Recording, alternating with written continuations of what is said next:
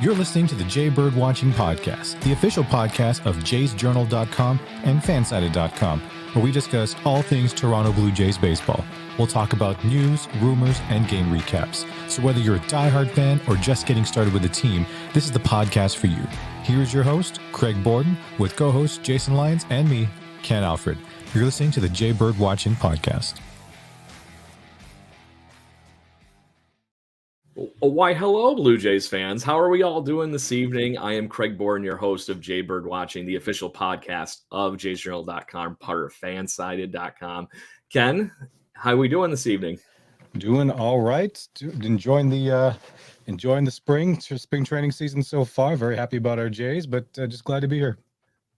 There it is, and glad to. It sounds like you're feeling finally better from everything. Yes. For any listeners who listened to the previous podcast, I was just getting over an illness, and I think I sound a lot better now. So let's keep it going. That was a fun conversation with Dr. Jenna Ross, though, about talking about the head side of the game. She's going to be on my podcast tomorrow, actually, so that's going to be great. Well, there you go. I guess I got to give you the shameless self-promoting plug right off the bat. Then there go for it.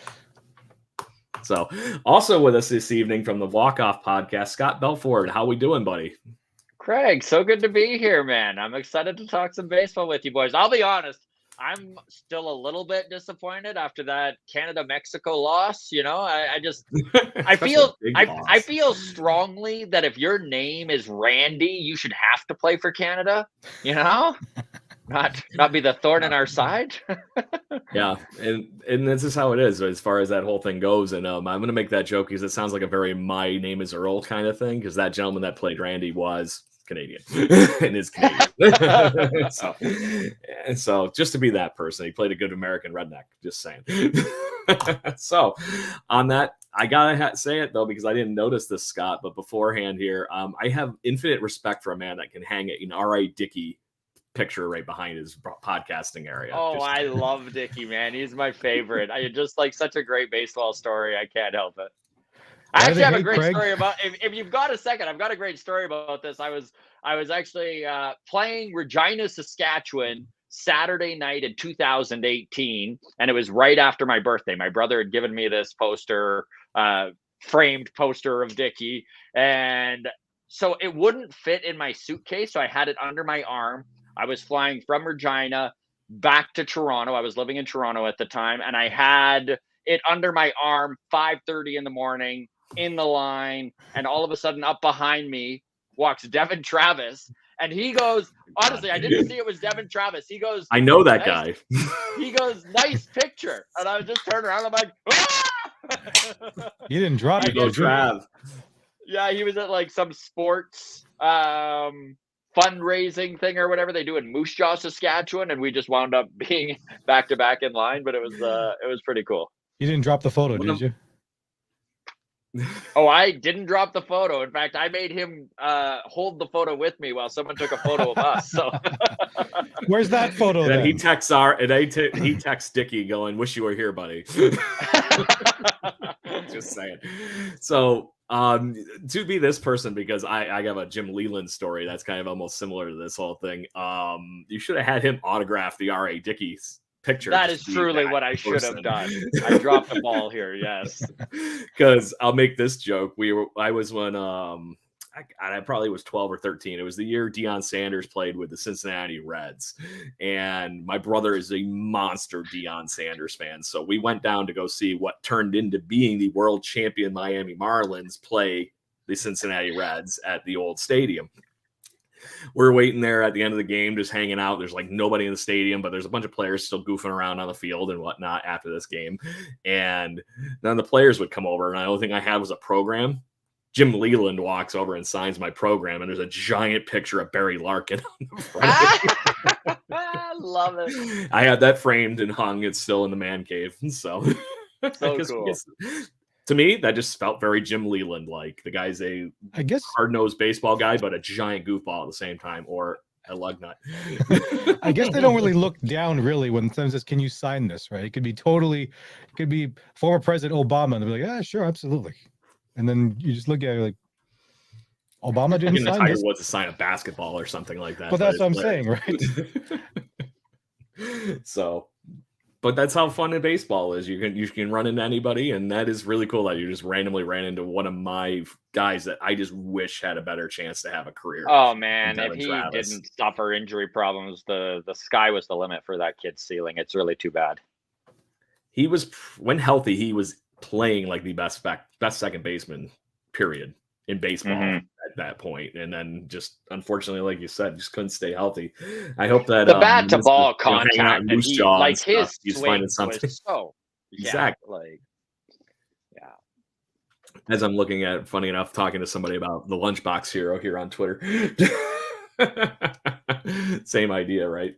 So, but anyway, enough reminiscing and horrible, weird comedic stories and, like I said, lovable goose here. Let's talk spring training, boys, because there's a lot going on around the World Baseball Classic, the Blue Jays camp, and vice versa in baseball, period. And the fun things that are going on in camp are only making me more excited for the beginning of April here, because this team, boys, the main players are starting to look really locked in. And a lot of these guys that are kind of sneaking around the 40-man roster, the Nathan Lukes and company, are very intriguing to be bench players right now. So, Scott, talk to me. What are you thinking as far as today? We got Vlad back. Bichette had 2 home runs the other night, so on and so forth. Bing, bang, boom. Do you think this is a team that runs out of spring training here into the regular season? So let's start with, I've never been a believer in spring training meaning all that much, all right? But you know what has been fun? It has been a lot of fun to watch the vision of what the front office assembled over this offseason, the tweaks they made, the changes it felt like a change in philosophy in certain areas, right? They went a lot heavier defense-wise, especially in the outfield. You watched them accumulate some really hard throwing pitchers over the off season, even guys that were just not even on the 40-man, right? They were picking guys off the waiver wire that had a higher ceiling than they normally go. Because this front office has been very much can we raise the floor? Can we raise the floor? And to see them taking some chances on some guys like Junior Fernandez is a great example, right? A dude who very well could truly help this bullpen throughout this 2023 season. And he hits 99. So you're seeing guys in this system in AAA now that hit 100, who throw with velo, who have something to offer with at least one of their pitches that is far above average. And to watch Brandon Belt starting to get some games in there, and to see how this lineup looks with some capable and threat-worthy lefty bats, it's exciting. I'm not going to get out of hand here and be like, this season is the Jays. We got to see how things play out. Hey, to that point, there might be something to that.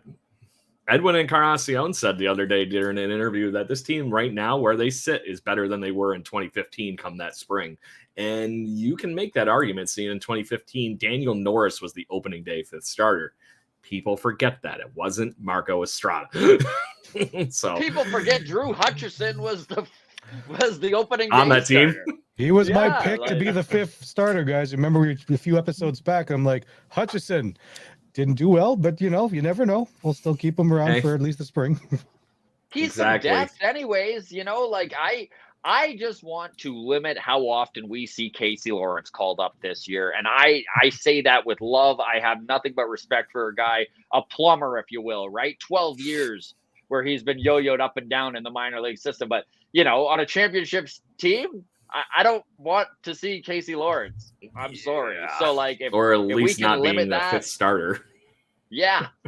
So he's a bullpen arm that's eating up some extra innings. I'll give you that. But there is with all the bullpen depth that, to your point, they've been gathering over the last few weeks, months, and then what they had in the house already and the few moves they made over the offseason, there's some good depth in that bullpen right now, because you're talking that Nate Pearson's still even dancing on the edge of making this roster with whatnot. And he's actually having a pretty good spring, knock on desk, because he stays healthy finally.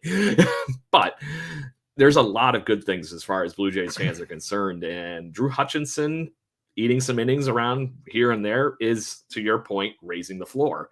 And I think that's really what they did as they got more athletic throughout this whole off season. So Zach Thompson was an under the radar move that really helped their depth when it comes to their starting pitching. Absolutely. Yeah. Guy with options you can stuff in AAA, which is something they lacked last year. And then they are still very underrated on what they're actually going to have in Buffalo, I think. Yeah. Yeah. I mean, honestly, look at Yosfer Zulueta, look at Hagen Danner, right? These are both gentlemen that hit 100. Both guys have like deadly sliders on them and are 25 years old. These are dudes who legitimately have some maturity to them that could be called upon in, let's say, May or June. If there's, knock on all the wood, right? We don't like to call them injuries on the walk-off. We call them bad tacos. But if there's a bad taco, taco. I like it. And someone goes down, this is the best AAA bullpen we've ever had to call on for as long as I can remember. Yeah, because you even think back what we were just talking, 2015, 2016. 2016, 2015 even, we lost Brett Cecil, right? We couldn't throw anybody out there all of a sudden. And then he didn't quite bounce back in 2016 exactly to crazy for him, but it's still very serviceable. But that bullpen, the reason we played good those few years is because our pitching on the starting side was crazy consistent. So you're right, man. Like, think about this. Think about the fact that most likely, and I mean, I don't have a crystal ball, so you never know, but most likely Nate Pearson, Zach Pop, Hagen Danner, and Yosfer Zulueta are all going to start the season in AAA, and all of them throw 100. I mean, only 12 months ago, you could count the amount of pitchers in this Blue Jays organization, front to back, but top to bottom, that could throw 100. And now you'd need more than one hand to do that. So that's good news. It's a good problem to have, pretty much, right, Scott? Exactly.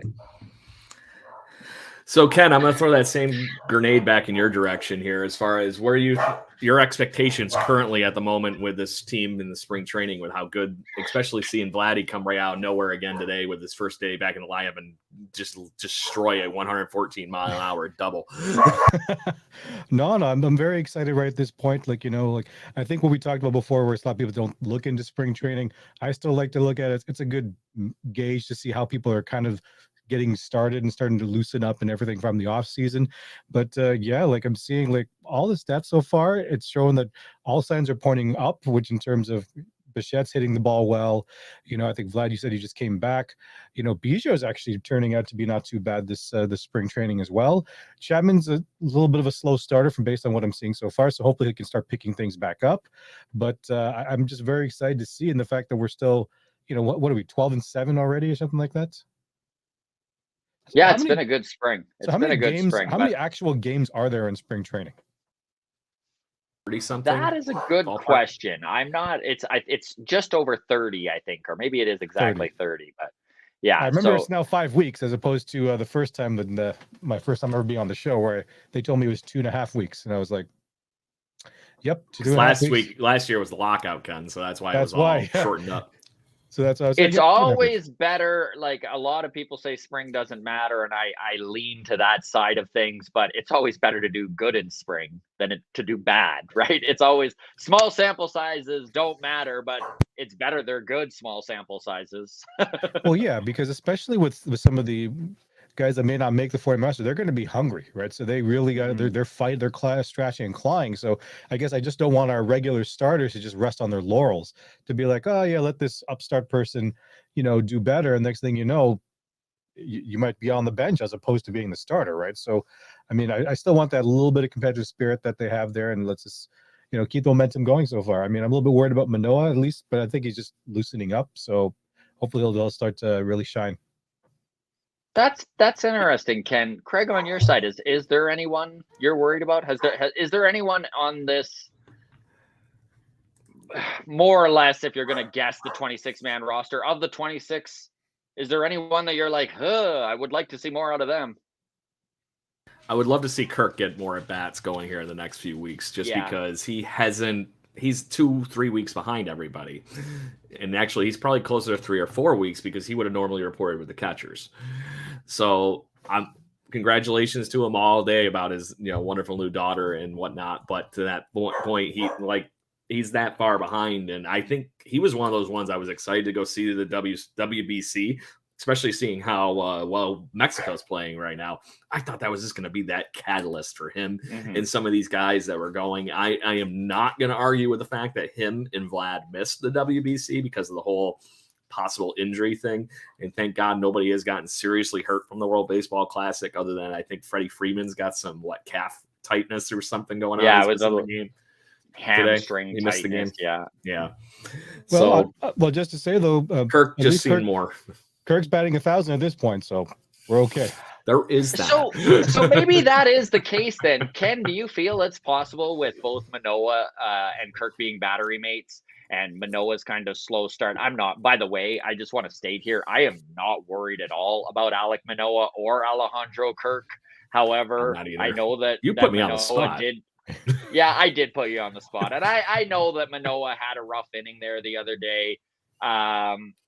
But do you think that it's possible that maybe Manoah's, roughish, slowish start, however you want to phrase that, has anything to do with the fact that his everyday catcher did just show up at spring?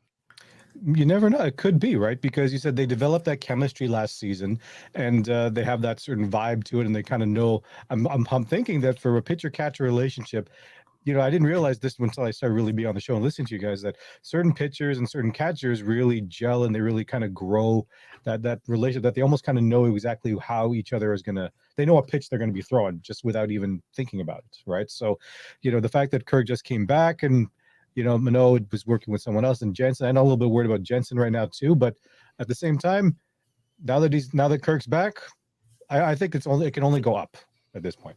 If you want to throw my regular worry about this whole thing more, I wonder how the hell you keep the two of them in the lineup with Brandon Belt. Jansen, Kirk, Belt. Going like this between those three.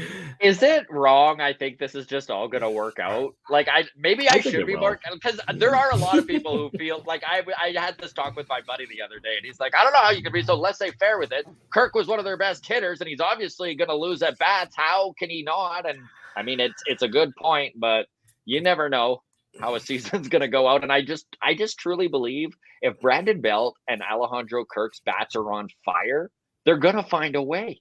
Yeah. And they're never going to be on all at once. So to your point, I think it through the DH and the catcher spot, this just ensures that you're going to have nothing but mashing. I really do think that. So, and this front office's trepidation to go out and get I guess for a lack of a better term, legit fourth outfielder, if that's a real thing. But I mean, it does show you maybe they do plan to throw Belt in left field 10, 15 times this year. They're obviously going to roll Merrifield and Biggio out there. So we look at how much Raimel Tapia played last year. Boys, what was it? 130 games? He was our fourth outfielder. I don't know. He might have had a higher WAR than Rajay Davis, though. Just saying. I remember Rajay Davis. I love Rajay Davis. Don't get me wrong, but he had his best years right after he left us. So hate when that happens. It is what it is. But to that point, I do think that there's enough going on, and to that point, all these things that we just mentioned, nobody brought up Santiago Espinal, who's having a pretty damn good spring too, as far as showing some pop. So, and then if you look at what Otto Lopez has been doing for Team Canada, I think he was batting a mere 344 or something like that with 4 RBIs. Yeah, took some walks, had a couple stolen bases, looked good on his routes in the outfield. Love to see what Lopez is doing. And sorry, he was playing shortstop every game there, but yeah. He's doing but really either well. way, he's been looking really good. Yeah. He looks like, and those kind of players that were on the fringe, I'd say, like that with Lopez, I would say the WBC piece here is actually helping their case because it's a more competitive environment to what you were mentioning. So they are obviously everybody's trying very hard, and we've seen that from Team Canada repetitively. So to that point, that's a very competitive team, and he's a part of that, them being competitive too. So very, very intriguing. I mean, it's fun that we're in a situation as Jays fans this year where we can spend a bunch of time talking about who we think the 26th man on this roster is going to be. I'm I'm leaning towards Otto Lopez, though. I really do like that kid. I think what he's doing right now with Team Canada is phenomenal. He started spring training, like, what was he, 8 hits out of 15 at bats or something ridiculous like that. Like, he's 24 years old, and I know he's not a high ceiling prospect, but he plays shortstop. He plays second base. He's played some third. He's gotten reps in the outfield. He just seems like the natural fit to a guy who's going to be a bench guy, you know? Yeah. Someone with diversity. On a lesser Blue Jays team, he's a Reed Johnson kind of guy. Great example. If he can be Reed Johnson, I take that every single day. Or one of my personal third baseman favorites, Mr. Howie Clark. And I'm not saying that just because he played down the street here in Rochester repetitively when he was with the Twins. So, but you need those guys on teams. Those are the difference between, being a mediocre team and then having enough bench depth to be able to just push things over the top. Those are the 92, 93 teams in a nutshell. You had guys like Derek Bell that could come off the bench and get you a few hits. Eric Sprague hits the big home run in 92 off the bench and right in the trenches. So stuff like that. Those are the teams that those role players you need just as importantly. And Otto Lopez is proving himself to be one of those guys right now with Team Canada. So it's going to be interesting to see what this 26-man turns down into here, because Addison Barger's also been a monster. He has. I really do believe they're going to hand the reins to Otto to begin with. Listen, we see it every year. Everyone makes such a big deal out of who breaks with camp, and it's changed in literally a week, right? So as soon as there's an opportunity out there, and Barger's another guy who's got some positional versatility. He's got second base in him, shortstop, third base, and has taken some reps in the outfield. So he's another guy that could literally be the first guy up, right? And I think they are going to stash him in AAA to begin with. I mean, it just makes so much sense. Not that we're sitting here worried about Addison Barger's, service time, but yes. But if he is brought they up, wanted to get him more outfield get an extra reps, year, right? Yeah. You get him more outfield reps and bring him up as that fourth outfielder that we were just alluding to here, because you're going to have a lot of infielders sitting on that bench. But a couple of that are, I'd say, ambidextrous and can play the outfield as well. Whit Merrifield, Biggio, Espinal can kind of play in the outfield. Brandon Bell. It's very Rays-ish. I'm going to say this with crossing my fingers it's not a case and knocking all the wood in my room here, but I mean, this outfield does have some experience or some past injury problems, right? Bad tacos have hit this outfield in the past. Oh, you're talking about my favorite guy. Yeah. There is going to be some opportunity. You just know there is, right? So if there's a guy like Nathan Lucas who is just knocking on the door and continues to pound away in AAA, I think with Lucas too, like, everyone's warm on Lucas. I like him, but he's a 28-year-old lifetime minor league outfielder. I mean, I'm not, listen, this is coming from a fan of Jose Bautista. So I'm not saying you can't find it late, but yeah. So to that point, I don't know if you know this part of the story, but he's seriously rechanged his swing over the last 2 years.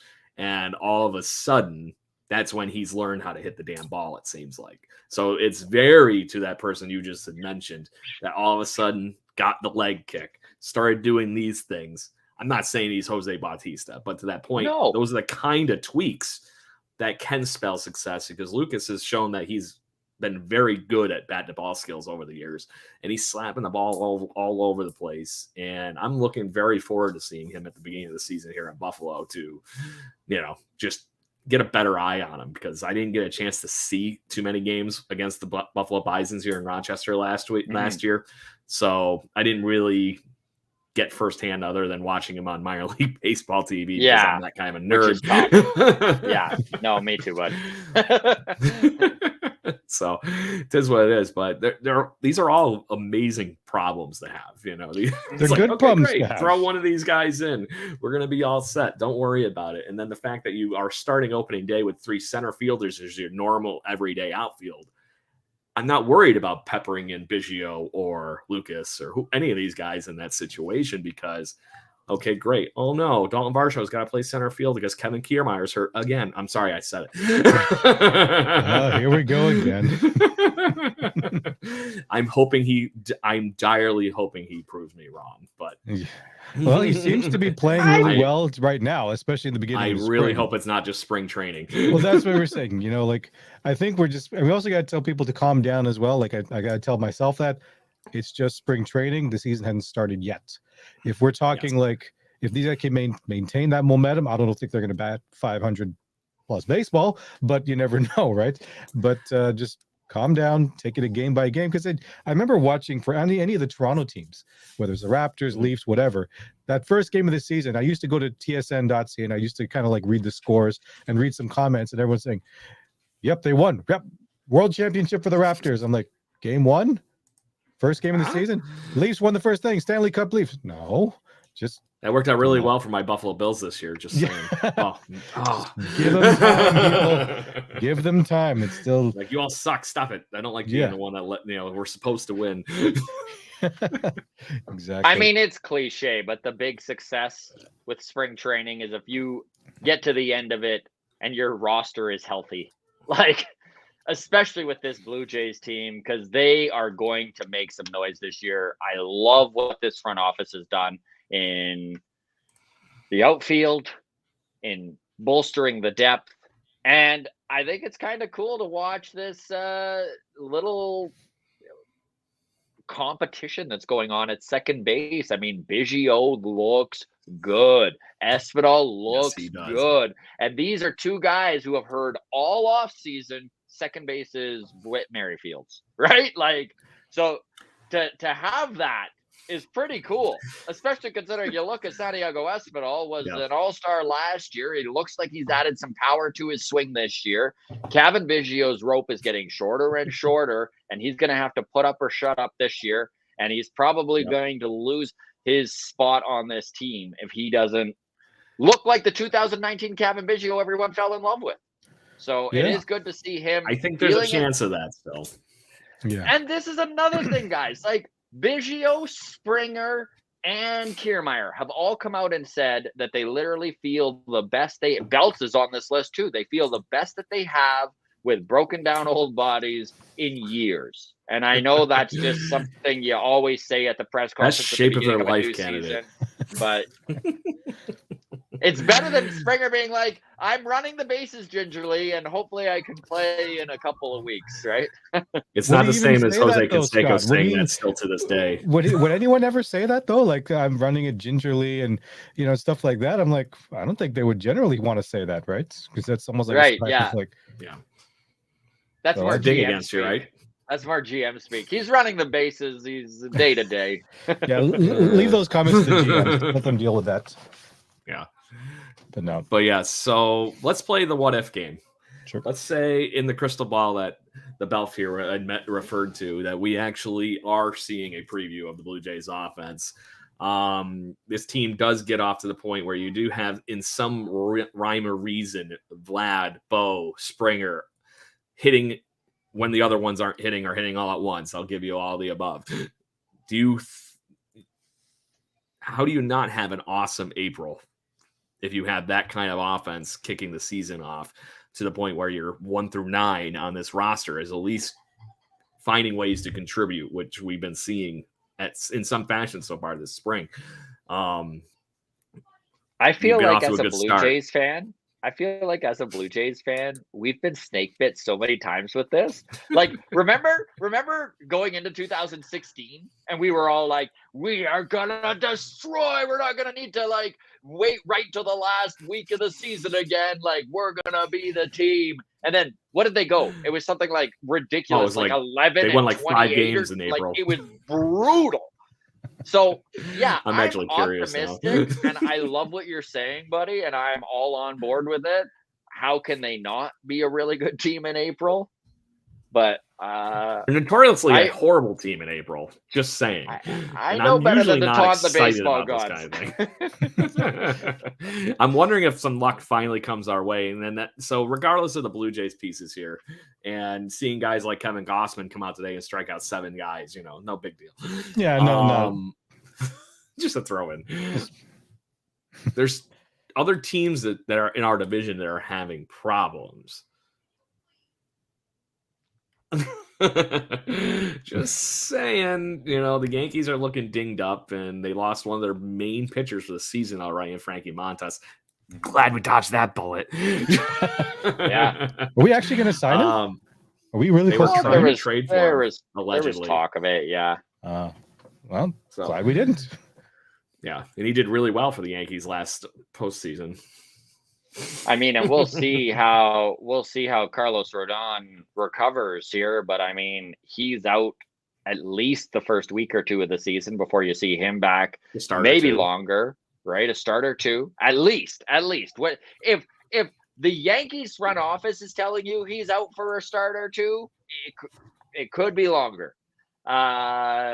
Nestor Cortez still has his hamstring problem. He's probably going to miss a start or two. So you're right. There is some real opportunity here to make hay in April, get a bit of a lead, something that this team hasn't done when it comes to this division. And my God, boys, what has it been in the 90s since they've done that? Well, even thinking 93, we were having troubles too.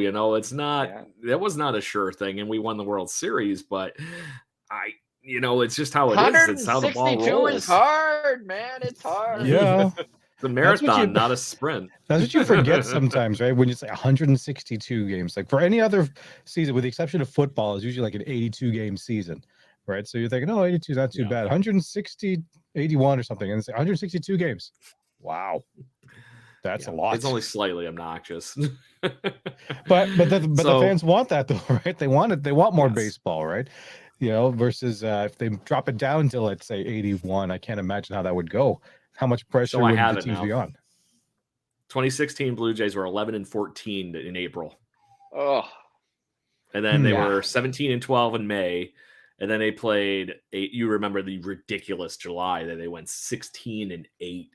Yeah. I think that was the month. I think start that with was a weird the month. schedule too. That July, I think, was the month Edwin hit like 16 home runs in that month or something insane. Ryan the Edwing. Did we actually sign Edwin to a coaching deal yet, or? I don't know what they've officially said his title is. Ambassador or whatever. But yeah, he's within the organization, which is very cool. I think bringing in somebody it's more experience of that ilk. Yeah. And then Pat Hankin was also on that. Yeah, Pat roster, Hankin's back along with the with team, obviously they had Victor Martinez was signed to some role too. That I guess he's actually going to be on the bench. Maybe he's Major League Coach 2.0. I don't. No, I remember that was John Schneider's job title for a million years. Major League Coach.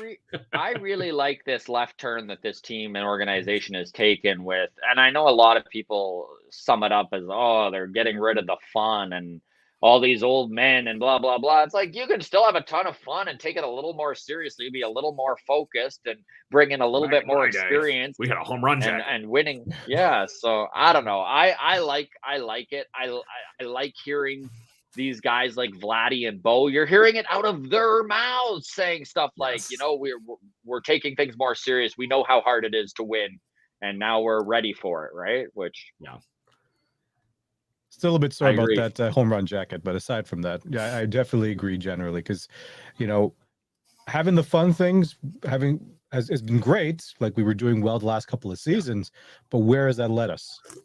Have we progressed to the next level from the 2015s and obviously the ideal goal is the 92, 93 Jays, right? So if having fun, which is very important too, but if that's not getting us, if that's not progressing us one step closer to the World Series championships, then tweaking it slightly shouldn't be too bad.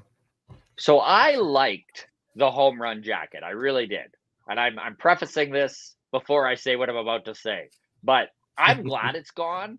And I'm glad it's gone. I'm glad it's gone, honestly, because it doesn't represent this new team to me. I don't know if any of you boys ever went into a new class or a new team and just like everyone just had inside jokes and you just didn't feel a part of it.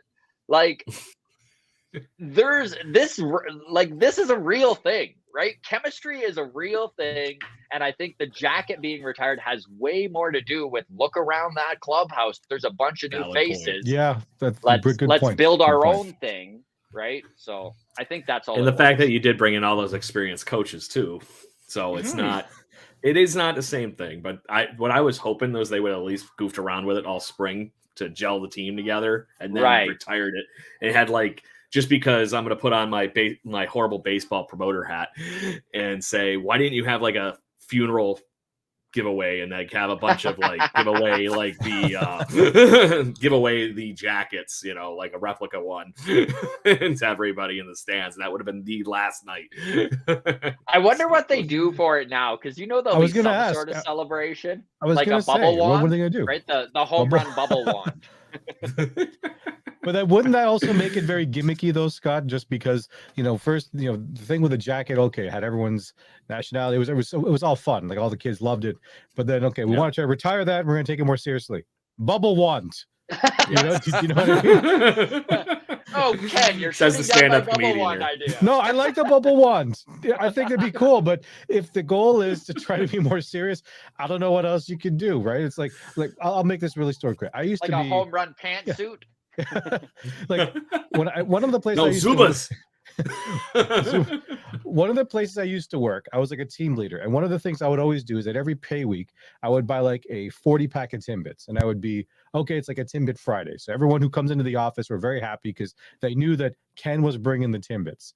The minute I left that company, one of the people who were taking over was like, Ken, what do you think about me doing a vegetable Friday? I'm like, I'll quote The Simpsons on this one. You don't make friends with salad. That's what I was going to say.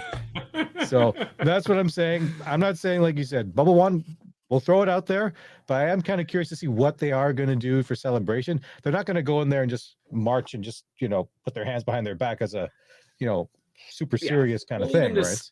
Silly things like in 2015, Russell Martin and all of them had them stirring the pot and then drinking it. Yeah. It'll be something stupid like that'll come back.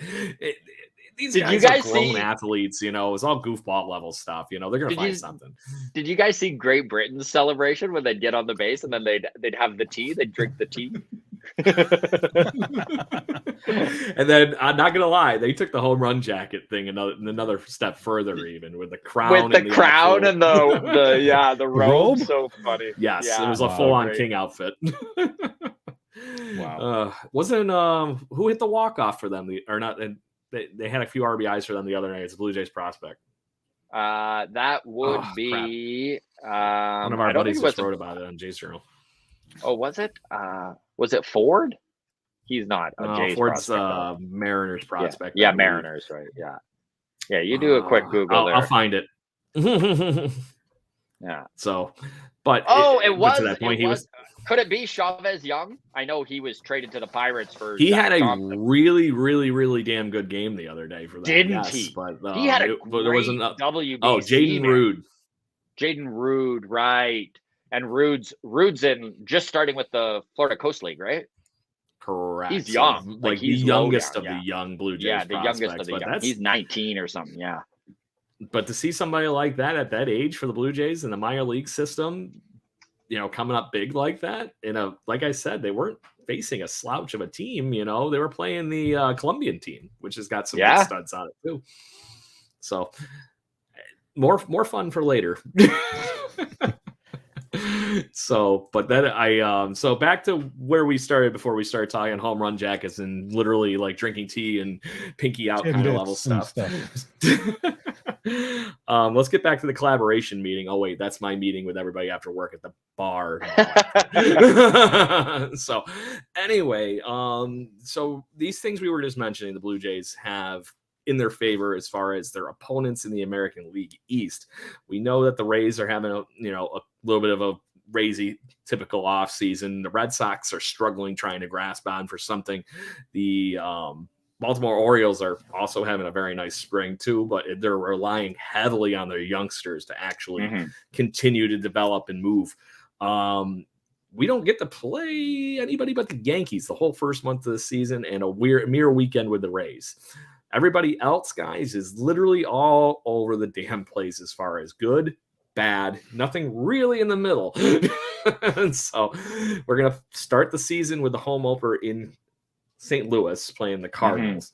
Then we go a little south to Kansas City, which I really don't know what to think of Kansas City this season.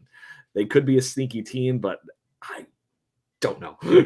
So then we're going to play I would say the epitome of identity crisis in Major League Baseball, the Anaheim Angels. That's our road trip to kick off the season, guys. Yeah. Interesting. Yeah, those are some winnable series. They are winnable. I mean, St. Louis is going to be a tough one, but correct. But like I said, I would hope that you're taking most of those against Kansas City. The Angels, like I said, I have no idea what to think of them right now because they're just, we threw a bunch of money at Mike Trout. We threw a bunch of money over here, and then we grabbed some more guys this offseason. Is Anthony Rendon going to be a thing? What is it? I don't know. And then eventually we get back. The Angels have so many questions. Like when it comes to the Angels, it's literally the same questions I asked last year. Like, the same team as it was last year. Yeah. So in the midst of that, so there's some good winnable ways to get off to a good first week, good 9 games off the bat here. And actually, 10 games. I'm missing one on the calendars. We technically play on the last day of March too. So, but then we go home to finally start our home opener on the 11th of April with all the wonderful new neighborhood nonsense going on and craziness. I'm sure that won't be any kind of level of party at all. And then we have the Tigers for that series, and then over the weekend we get the Rays to come to town before we go to Houston, New York. So you see what I'm saying? It's like here, then here, then here, then going back and forth all over the place.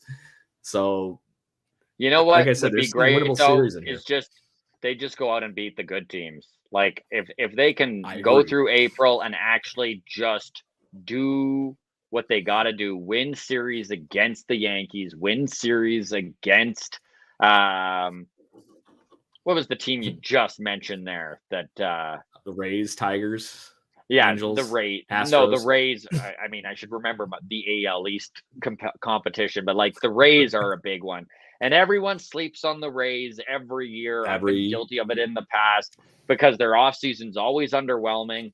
I don't care. I still think the Rays are a team to be reckoned with. They manage to do it every single year. It doesn't matter what players have been taken from them. It doesn't matter what executives or front office staff has been taken from them. It doesn't matter the player development people that get plummeted from every other team. For whatever reason, it does not matter what cog you take out of that machine. There is just another cog waiting to be shoved in, and it works. I can't think of a better organization in sport, and it drives me nuts. Yes. They're always a pain in our backside every single season, regardless. Yeah. So it doesn't really matter how they're performing now. I know that when we do play the Rays, it's always going to be a dogfight for whatever reason, and the Trop. Oh, sorry. Yeah. That could be the main reason.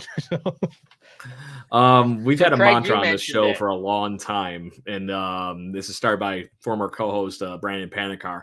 You don't outraise the Rays. And he said that in 2019, 2020, when we snuck into the playoffs there to play the Rays in the midst of the COVID stuff. He goes, don't count your chickens.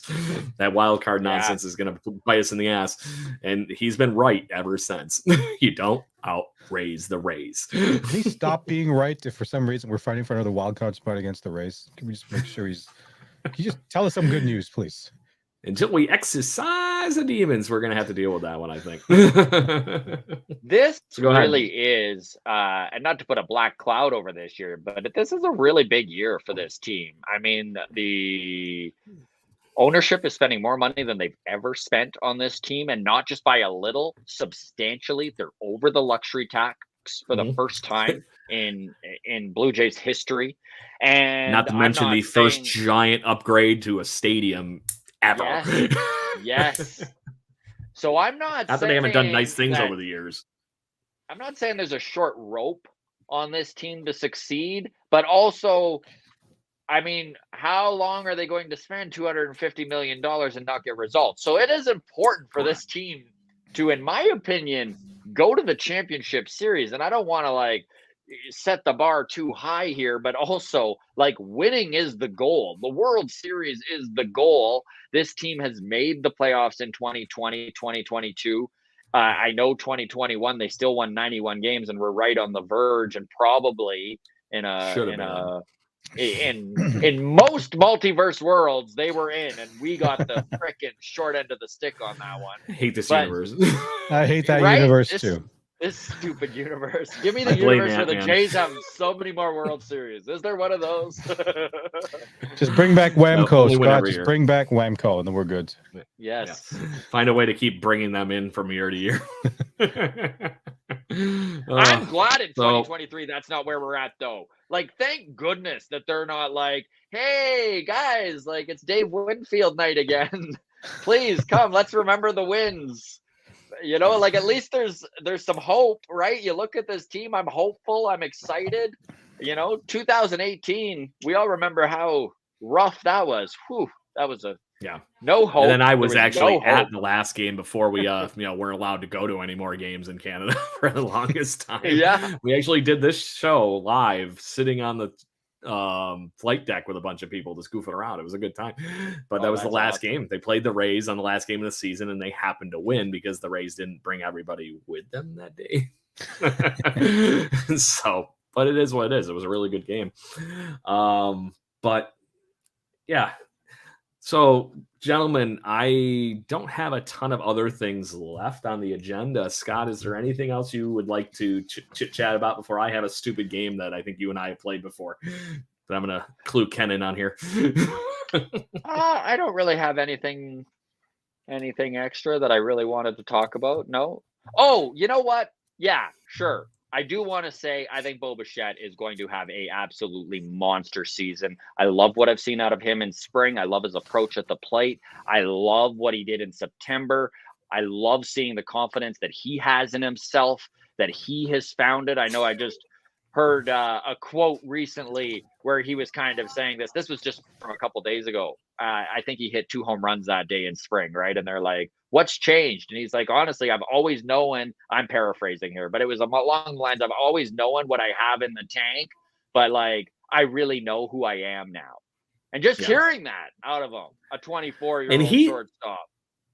Think of that. Last year, there was a lot of times that he just said, and you could see him toying with too much last year, especially early in the season. And then all of a sudden it started getting better. The confidence comes through, and then bam, we saw what we saw in September, which was just obscene, right?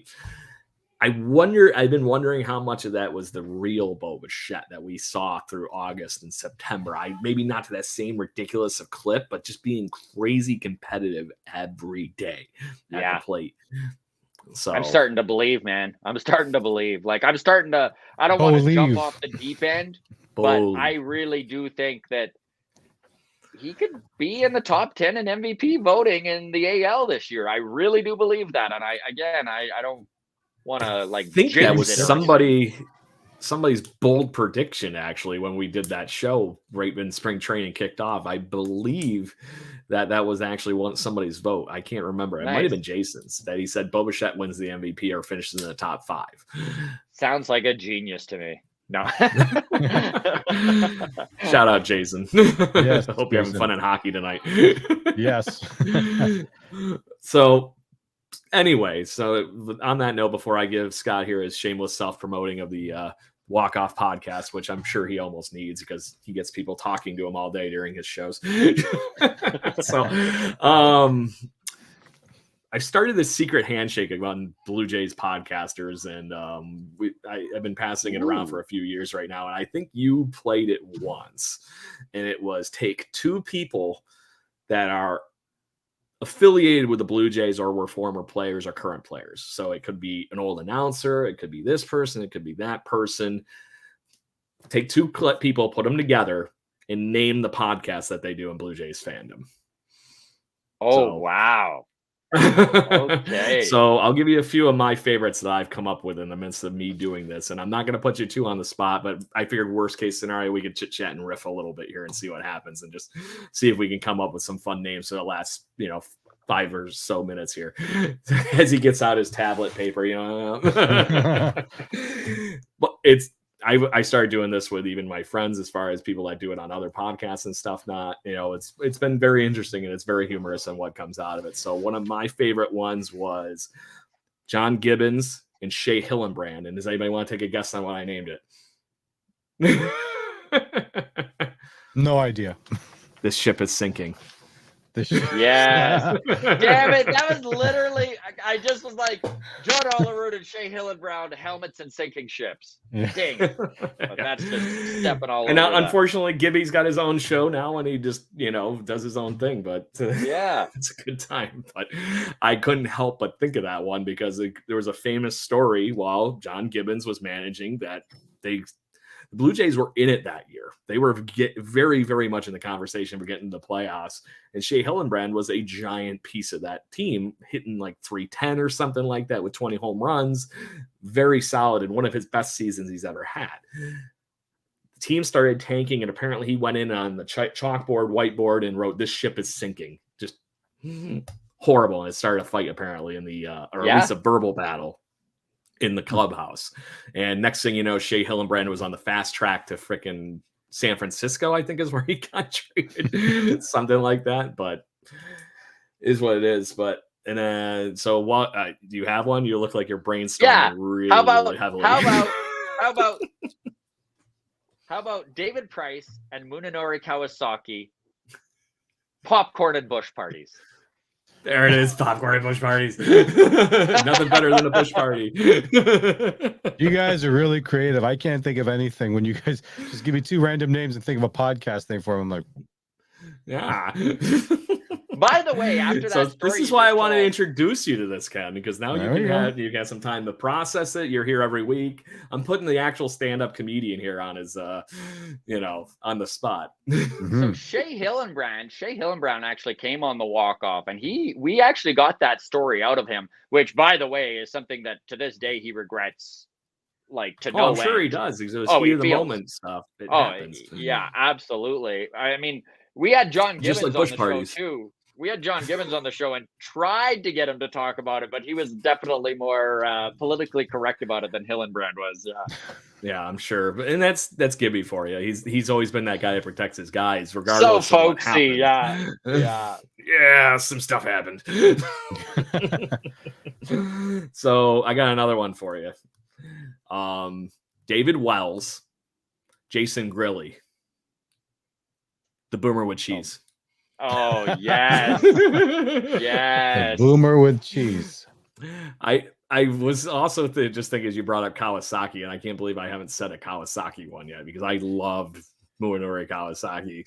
I would just say pair him up with DeRosa, and that's like the best freaking podcast ever. You could call it like I'm turning Japanese or something. Turning Japanese. All right. So very, very fun.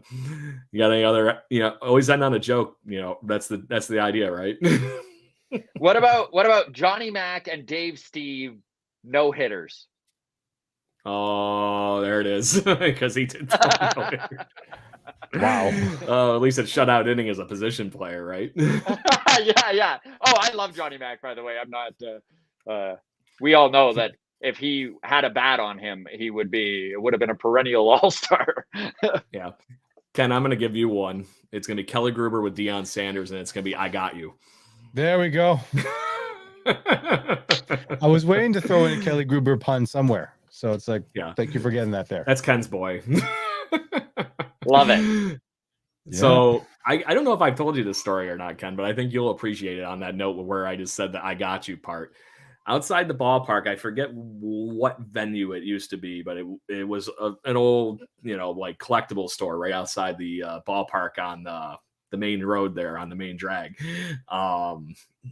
Walked in and they had jerseys hanging from the ceilings, in the rafters and whatnot. And one of the jerseys was a white, old school 92-ish, 93-ish Blue Jays jersey signed by Kelly Gruber. And it actually he must have signed it that night or something. Oh, really? I don't know why you would put this on a jersey, but it says, I got Deion fair and square. It said Kelly Gruber. It's one of those ones that I have a strange feeling if you actually were able to corner Kelly Gruber and ask him about it, he would remember signing that autograph and what was going on in the midst of it. Oh boy. Definitely gonna appreciate that. Yeah. So Scott, make sure you pass that around. I think it's been a fun little game that we've been all playing. I love that. As far as Blue Jays podcasters go.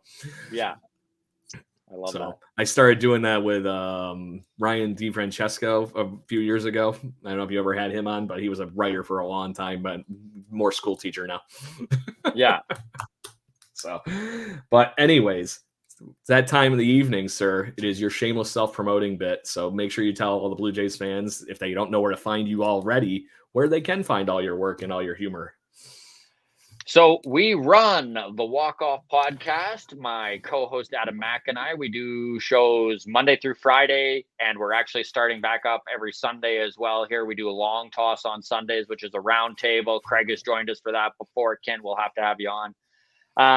You can get us on YouTube or wherever you get your podcasts. We were actually, it was February and all the big boys weren't doing baseball content as much, but we actually hit #1 on the Apple charts for baseball podcasts in Canada. So there we go. Pretty cool. I remember seeing that actually. And congratulating you, I believe, on that whole thing as well. I think we're one of the only other ones that really does the whole off season and everything here. So it's always fun to have that extra handshake there with keeping goofing it around over the winter, because we even did like a Guess That Blue Jay night and stuff like that. You got to get creative sometimes for content in the dead of the off season. That's for sure. We had the podcasters versus the Jays Journal writers the 1 year or two. So very cool. Time. Nice. So nothing like trying to moderate a 8-person room and doing trivia, you know. You have to mute everybody. That's what you have to do. Would you all just shut up? And I also remember you saying you're back on the road. I am. So if for some crazy reason any of you Blue Jays fans in Nova Scotia are listening, I am going to be playing Breton Brewing in Sydney, Nova Scotia, March 18th, so this Saturday. And then I'm also going to be headlining the Yuck Yucks Comedy Club there in Halifax on March 24 and 25. There you go. So just so you're aware, he's not just talking Blue Jays shenanigans and terrible podcast jokes with two people. I make my money as a comedian. I'm way better at comedy than baseball, I'll tell you that. We hope so. No, I'm just kidding. Buzzing. Couldn't help it. I had to get one on the comedian while I could. So, Scott Belfort, it's been awesome having you this evening. We're definitely going to have to get this more regular again because it's been way too long. Or obviously, we're more than happy to be on your show anytime you want to chit chat. So, to that point, Blue Jays fans, make sure you're listening every week. We are live every week. We saw plenty of you coming in and out this evening. Make sure you ask some questions. You know, we're here to chit chat with you and make sure your voice is heard here on the Barroom Chat for Blue Jays fans is what we've always marketed this. It's kind of why I always have a beer in my hand. So until next week, make sure you listen to us wherever you could get your podcasting pleasures for. We're on every platform you can humanly possibly think of, along with, obviously, we're on YouTube with all the recorded content as well. So typical ending, boys. It's the 2 claps and a Ric Flair in ala of Caleb Joseph. So anyways, until next week, boys, have a great evening. 1, 2, 3. Woo! Let's go, Blue Jays. More Bichette happens. Thank you for listening to the Jay Bird Watching Podcast. Please follow us on Facebook, Instagram, Twitter, Twitch at BirdwatchingGC and our YouTube channel. If you want to support the show and get extra content, please consider joining to our Patreon at patreon.com/birdwatchinggc. Go Jays, go.